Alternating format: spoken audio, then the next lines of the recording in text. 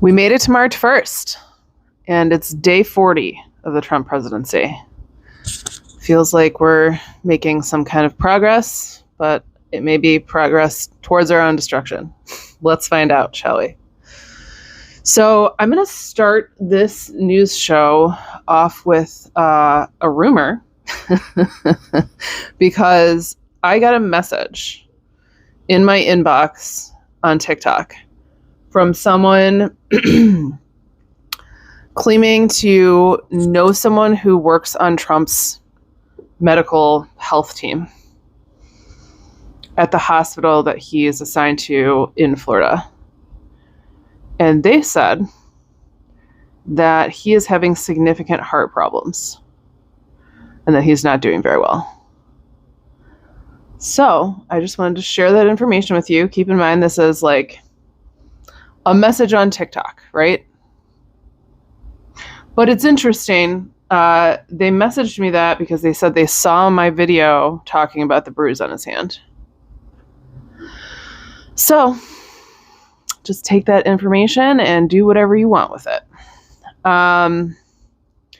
The Pentagon has deployed an additional 3,000 troops to the southern border of the U.S.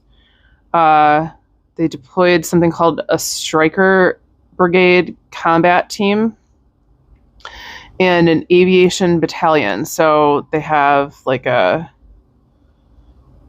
air battalion and troops on the ground that they are sending over there to, scare the shit out of people. And we'll just hop down to this headline.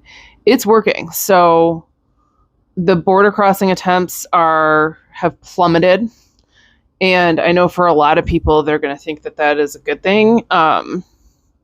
We rely on the immigrants in this country to keep this country going because we live in a country that doesn't pay living wages to people.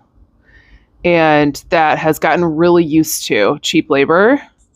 And because of that, because of our reliance on this really cheap labor, everything's going to fall apart.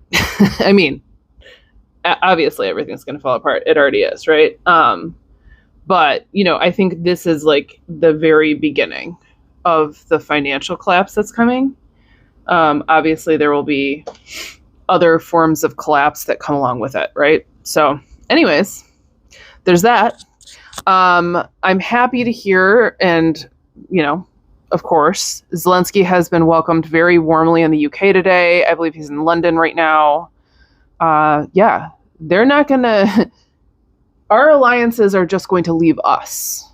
They're just going to leave us. We've become infected by the zombie authoritarian dictator disease, and they're just going to go on without us. They're going to make their own... We're a dead body at this point, and they have to. They don't have a choice. They've got to leave. They've got to protect themselves. They've got to protect their people. And so that's what they're doing. They're having meetings without the United States, and that's going to increase. It's going to continue. Just like China and Canada making trade agreements behind our back, we're just going to become irrelevant. And you know exactly who to thank for that. The National Institute of Health director has retired because of everything that's going on. He was the director there for 12 years. I mean, a lot of these agencies are looking at sometimes 50% cuts in their staffing. They're not going to be able to function anymore. And anyone with any dignity probably is going to leave. Honestly, this is what I was saying. I mean, I've said lots of things. So one of the things that I've been saying is that I think a lot of people are going to have to make a really difficult decision. Like, do I abandon my duties? Do I abandon my post and save myself? Or does my country need me now more than ever? And that's not an easy decision. Because staying probably means a pretty extreme degree of abuse. And also literally, there's no stability there. There's nothing to lean on. There's nothing to rely on. You can't assume that you'll have your job. Someone pointed something out that I think is really important point here. They don't want to pay pensions to all these people. So they're getting rid of a lot of people that would have received pensions if they had continued on in their careers. You know, they're stealing our money, man. They're going to take all the money and then they're going to create their stupid fucking fake currency. I think I'm really starting to believe that's probably the plan. Anyways, Hamas has rejected Israel's request to extend phase 1 of the ceasefire. Now that headline is really deceptive. So you need to read, why are they doing that? Okay, well, the reason is because Israel wants to extend it and have Hamas give them back all the remaining hostages, and then they just want to go back to war. And Hamas is like, nope, no, we're not going back to war. So this is going to be the thing. I mean, very clearly, the Trump-Netanyahu plan is to eradicate every last living Palestinian, whether through displacement or death, and then to build some shitty one-star hotel. Cool plan, bro. Yeah, it's a worst-case scenario for Palestine. A new fucking email went out from Doge yesterday or today? Today? I think today. Demanding another list of last week's accomplishments. The legality of this has not been established, by the way. Anyways, they want workers to do this now weekly. And they claim that they're looking for fake federal workers, whatever the fuck that means. Yeah. So, again, the pressure under that type of situation, some people are going to just be like, fuck this shit, I'm leaving, and some people are going to stay and be terrified and comply. Regardless, it's causing the intended chaos, right? It's doing what they mean for it to do. The governor of Iowa has signed a law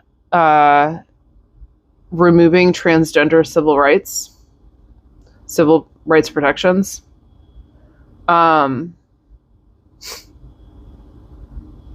Yeah.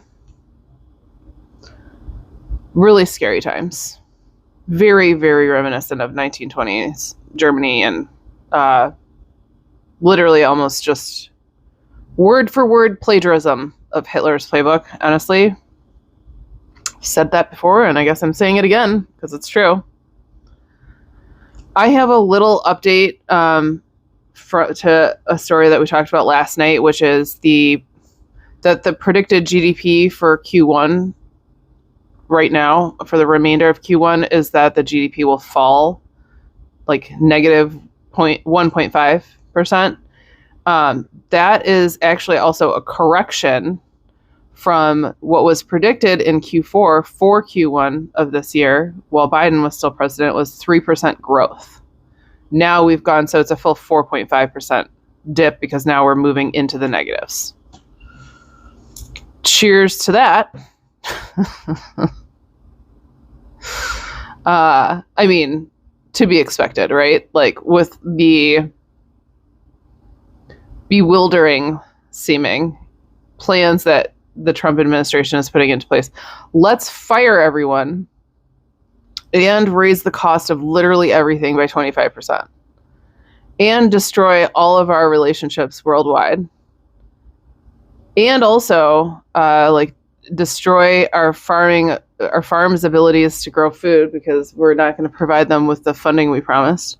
I mean, there's so many things happening simultaneously, and we're not even none of the ramifications are even here yet. This is just people shitting their pants, right? The GDP falling. It's just everyone being I think I'm going to hold off on that purchase. Yeah, you should.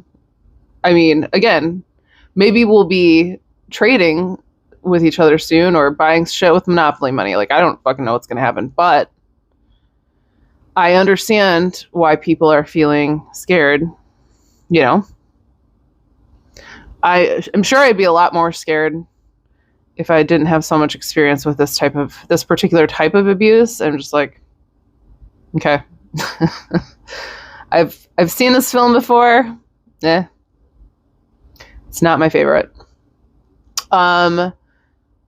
German Chancellor Schultz, it's a mouthful, has called for a state of emergency because of what happened at the White House yesterday. It's not just like Trump being a dipshit and screaming, right? It's they're calling for a state of emergency because it's now Russia and the US versus the world, which is fucked up. I keep seeing like images of like, I don't think it's a movie I've ever seen, but it almost looks like Transformers. It's like, you think you have this like giant Transformers robot on your side shooting lasers and fighting for you. And then someone pushes a button and it turns evil and now it's fighting against you. That's like literally what has just happened to the world. The United States has always stood on the right side of history. Again, I'm not talking obviously about fucking slavery or any of that shit. I'm just talking about basically since World War II, for the most part. Some of the shit that's happened, obviously, in the Middle East is super fucked up. And again, we're always running these side quests destroying socialist movements because they don't want to help us here.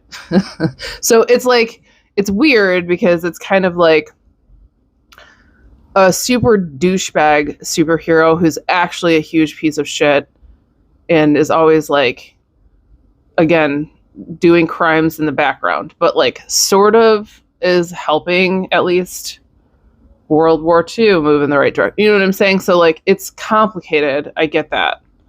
But this is very like the darkest path possible. There's no more days where we're pretending to be the good guy. So that is different. Regardless of how you twist it, it's different. And it's not good, but, you know, I just saw my favorite psychic on TikTok talking about, she does not seem very hopeful for us. I don't know why am I fucking laughing. I don't know. I was sort of waiting to see if she would say anything about like in the long run, but mostly she just said that we become very isolated and that a lot of bad shit happens. Yeah, I mean, I don't know if you need to be psychic to know that, but I don't know. I mean, it's not going to stay this way forever, no matter what. It could get exponentially worse here, obviously. The states could all split apart. Maybe that'd be good. Maybe that'd be bad. I don't fucking know. But it's not going to stay this, like, it doesn't stay in this type of crazy escalated limbo forever. Like, things are moving quickly and they'll keep moving quickly. And again, you know, like there's a possibility that other countries will intervene on our behalf. Or maybe they'll just be like, fuck those guys. We don't give a shit. Let them all die. I don't know. We'll find out. This is a fun piece of gossip for you. Love this story because it's weird. They're so weird. All of them are so weird. So Kash Patel basically lives with like a male sugar daddy in Las Vegas. I would really like to hear people speculate on whether or not there's anything romantic between them or sexual. I can't find that information, but if you can, let me know.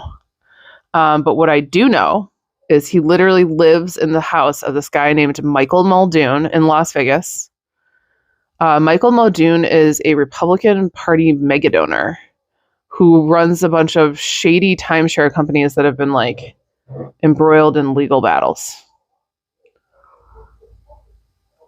Isn't there something so bizarre about like how so many of the Republican men, especially the ones that are the most vocal about like right-wing, like Christian evangelical bullshit, they all are gay, man. They're gay. And they hate women so much. It's really bizarre and disturbing. And I don't know if it's like a self-hatred or if it's an envy. Like, I don't know what the fuck is going on with these people, but they all I know we were joking about empathy boot camp. Oh, it wasn't here. We weren't joking about empathy boot camp. I was joking about empathy boot camp on TikTok. Yeah, man. I think we need to like Uno reverse on these people. And instead of them putting us into weird detox from, whatever pharmaceutical you're on camps, they need to be put into empathy boot camps. And also just like general therapy boot camps. Like all these people, I don't know, man. We need to like put their parents on trial for whatever the fuck they did to these people. Because they are not okay. They are not okay.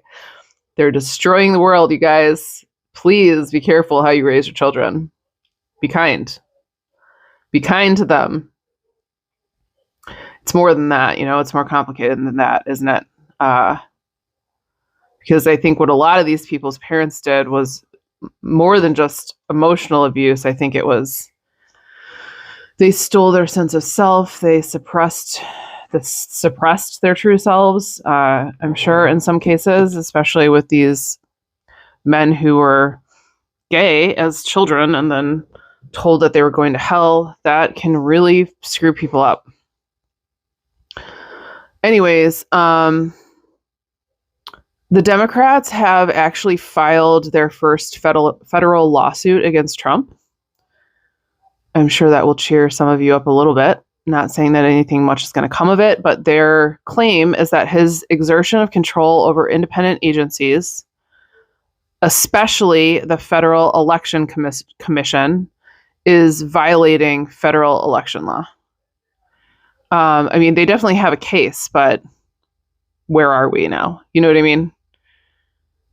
Actually, I sometimes listen to that podcast. Dang it. I can't think of the name of it. It's really popular. It has the word America in it. Anyways, a lot of people listen to it, but they were talking about this today, the concept of what if Trump just stops following court orders? And what if they don't even say that they're not going to follow court orders, but instead they just don't? And what if it's not Trump instructing that because they're not that stupid, but it's, various people in other positions of authority secretly instructing people to not follow these court orders? And not only do I think that's likely, I will truly be shocked if at any point the rule of law is upheld throughout the next however many years this lasts. I do have a feeling that Trump is going to die in the next 4 years. It's a pretty strong feeling. Other people were talking about dementia in general and how the forward lean that he's had for the past over a decade is a symptom of dementia. And people typically only live for about 10 years after that starts, and it's already been 10 years. So, obviously they'll do everything they can to extend his life, of course. But if he's starting to have heart problems, I don't know. There was all that craziness around the ambulances at Mar-a-Lago. Do you guys remember that? God, how many months ago was that? 2? Anyways, there was a night where 3 ambulances rushed to Mar-a-Lago. And then they tried to say it was a drill. I don't know. I don't think so. I bet you that was when he probably had a heart incident. And he didn't look good at all for a while after that. He looked sallow and gray. Anyway, I just don't think he will. But I don't know that it matters 100% whether he lives or dies. I think it will rattle things a lot. And I also think other people are going to rush in to try to they know. It's not like if he is sick, they know and they have a plan. Trust me. So this is the last story tonight. RFK is trying to brush off the measles outbreaks that are happening in Texas. He said in some type of, I don't know, like a committee hearing, there's a quote of him saying that this isn't unusual. Okay, well, that's interesting because this is the first death in about a decade from the measles, and it was a 6-year-old child. So, I mean, I guess if you're cool with that, then, you know, he's gonna try to suppress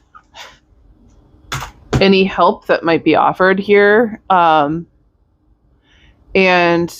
there are a lot of really angry citizens in Texas right now. There's people speaking out who are, you know, women who are pregnant who are being advised to get an updated vaccine because they could die. Babies that are not, that shouldn't have that vaccine yet, that are being, the vaccine is being pushed forward because if they get it, they'll probably die. We can't protect everyone, really. And I don't know. I mean, if it starts, I know that there's a bunch of cases in Canada right now too, because I listen to the Canadian radio station a lot and sometimes I see their news. It's not good, yo. But it's not even about the measles, although the measles is incredibly contagious. Like, I didn't know this. Listen to this shit.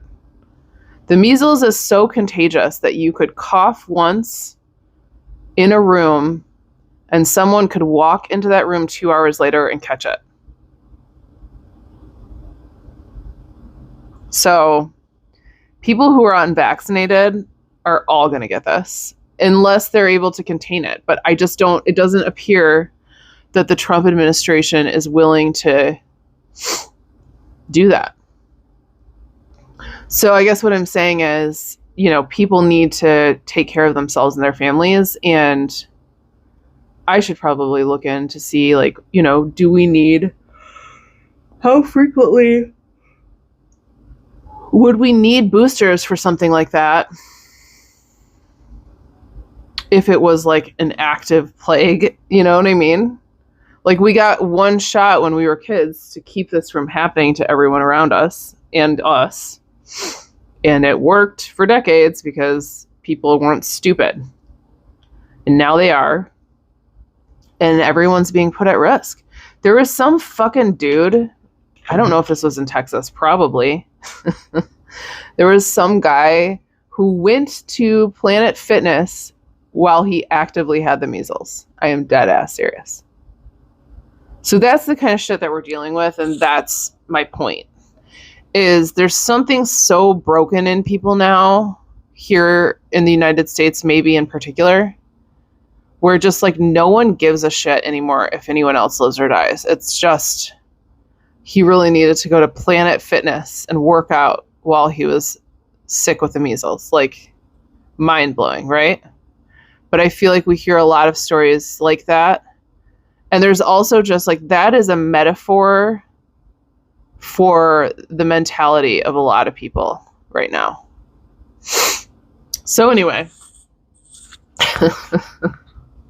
my daughter and I are watching this really beautiful movie right now called Flow. You should check it out. Even if you're an adult, it's I think it's won a bunch of awards, or maybe it's like supposed to. It's beautiful.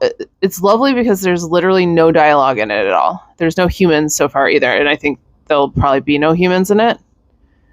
I don't want to give anything away. I don't know if it was created with AI or if it's if someone like drew it and then overlaid computer graphics on it or whatever they did. It's very beautiful though, and it's about a cat during some type of flood. I still can't tell if it's meant to be a tsunami or what, but anyway, it's really cool. And if you like animals, you'll like it. So I'm gonna go finish the movie. We took a little break because it has its moments where it's emotional. So now we're gonna finish it.